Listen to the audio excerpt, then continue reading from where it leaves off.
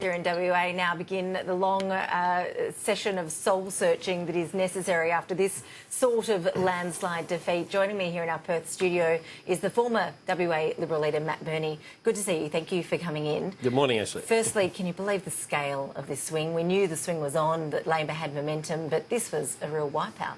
Oh, look, it's a wipeout. There's no other way of looking at it. But it's a wipeout for two reasons. Firstly, it's a wipeout in seats. Everybody knows that. I think the Liberal Party will be down to about 12, maybe 13 seats. And I mean, even when we were wiped out in 2001 and I subsequently took over as leader, we had 16 Liberal MPs in the Parliament and we thought that was a wipeout. So 12 or 13 seats is really bad. But the other thing that's worth thinking about in all this, in terms of that whole wipeout analogy, is that what we did see is safe Labor seats, 50, 60% safe Labor seats, increasing to 68, 70, 75% safe Labor seats. And nobody's really sort of picked up on that yet. But yeah, there are seats out there now that are on a two-party preferred basis are 75% Labor.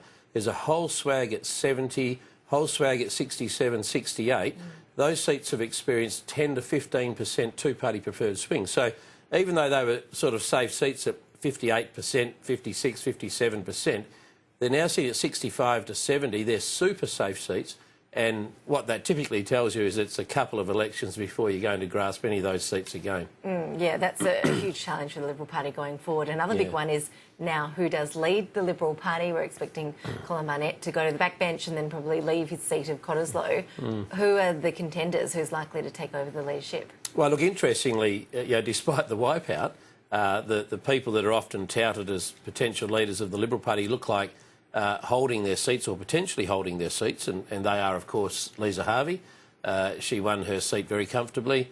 Dean Nolder won his seat very comfortably after that little bit of a blue with Matt Taylor over which seat, who was going to have what seat.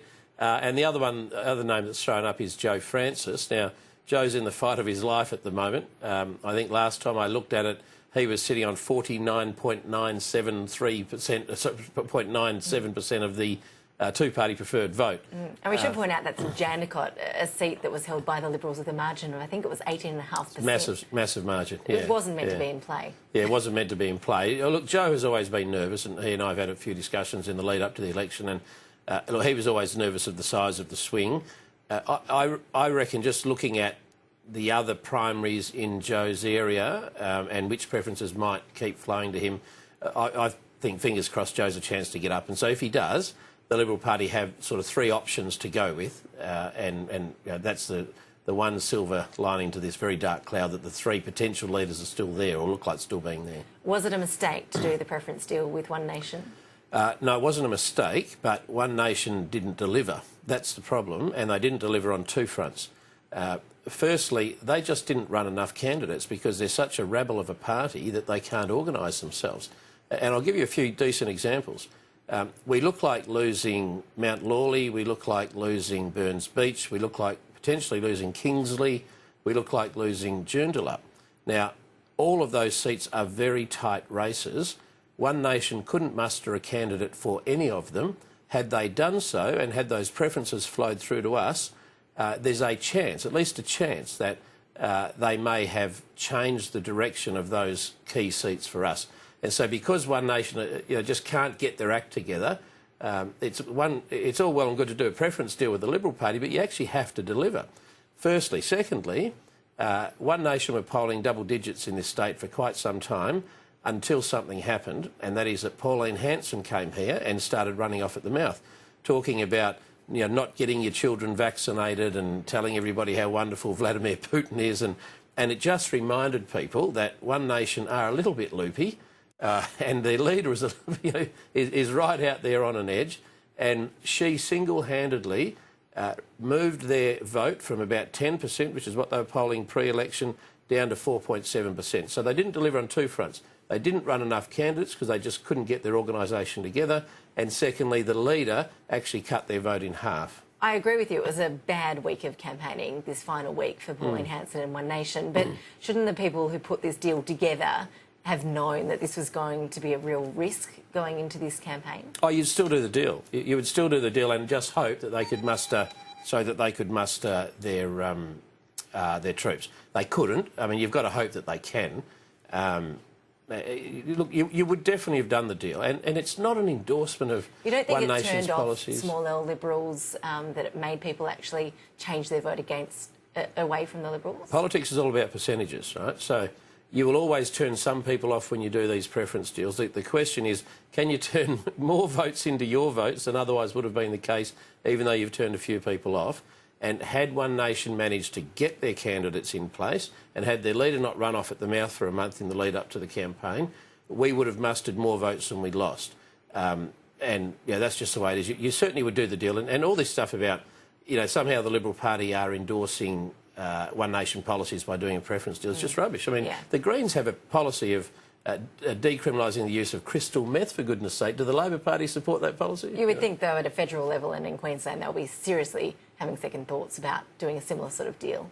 Well, only if One Nation can't get their act together. Look, we need a preference partner. I mean, I've looked at election results for goodness knows how many years, 2 decades, and you always get this sinking feeling when you see the Liberal primary vote, the Labor primary vote, and they're about the same, and then the Greens have a 10% vote. And you just know when you allocate that 10% Green preference vote to the Labor Party, you're a goner in that seat. So we need a preference partner that can actually poll and that can negate that Green vote and come over to us to give us an equal playing field. One Nation's the only organisation that can actually do that for us. If they just get rid of a few of their loonies and put some sensible people in there, we could have preference deals long into the future with them. Hindsight, again, is a wonderful thing, but should Colin Burnett have been replaced as leader before the campaign? Yes, but not because he's no good, only because people just get sick of seeing your head on the TV. And a great example is the 2001 election when I came into Parliament. Richard Court, in my view, was an excellent leader. He'd done great things for the state. He was a very calm, capable leader. And yet, after 2 terms in power, he was summarily dismissed.